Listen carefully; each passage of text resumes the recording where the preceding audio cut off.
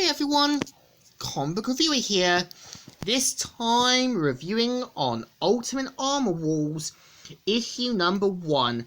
Now, as you know, Ultimate Armor Wars is meant to be Ultimate Marvel's take on the Armor Wars. That was an Iron Man story from the 1980s. That was also adapted for the 1990s Iron Man cartoon and Iron Man Armored Adventures. And the cover is mainly meant to have Iron Man in his ultimate look, and is meant to take place after Ultimatum. So we kind of see how after Tony Stark journeys out into the ruins of Manhattan, it kind of turns out that Tony Stark's only showing up back to his old company to shut down his arc reactor, as well as that Reed Richards is also at the Baxter building shutting down his other inventions, and him saying, "Now that is just a tragedy. Just another signpost on our way to hell, Happy. Do you know my financial team told me I'm down to my last $100 million today?" So of course we kind of see how Tony has to kind of journey out and sees that, yeah, the company is still standing partly, and even journeys it in to shut down his arc reactor, and also making sure that similar problems like the Ultimatum and other things don't happen again, and him journeying it out into his man cave. So of course we see him saying, "There, so I'm just going to pop in, pick up a transferred object I left down here and shut off the power. Maybe I should talk about my ornament." And so of course he goes in and meets Justine Hammer. So in case you don't know, Justine Hammer is the daughter of Justin Hammer, and in Ultimate Spider-Man he was also responsible for creating Sandman, as well as that Doc Ock unintentionally killed him. And we see him saying, "Oh, I don't think there's any need for that, darling. I know you, don't I?" And even points out about her being Justine Hammer, the daughter of Justin Hammer.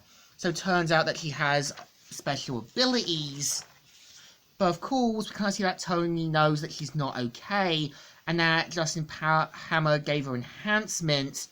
And even Tony points out that all of Justin Hammer's experiments were either buried or arrested. So of course, finds out there's someone else in the building.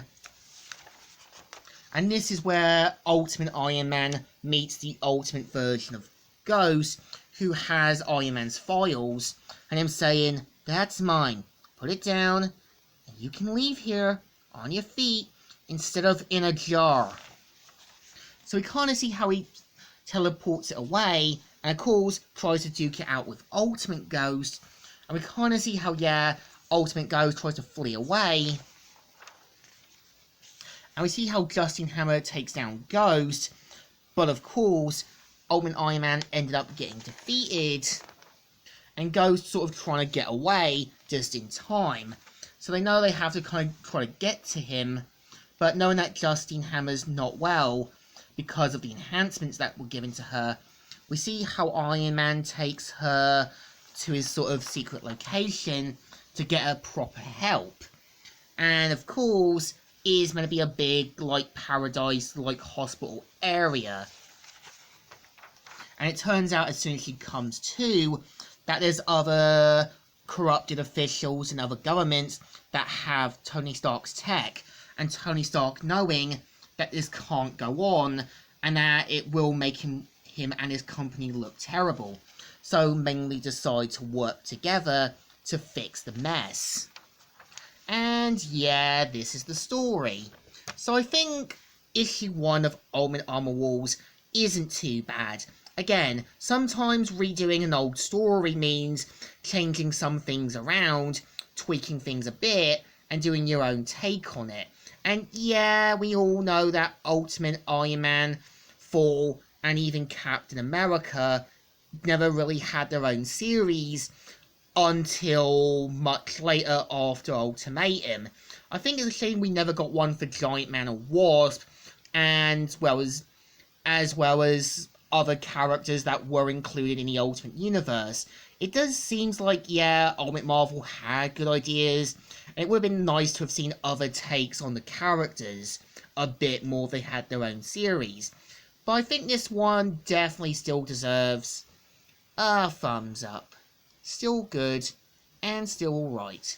So, Comic Reviewer here, signing out.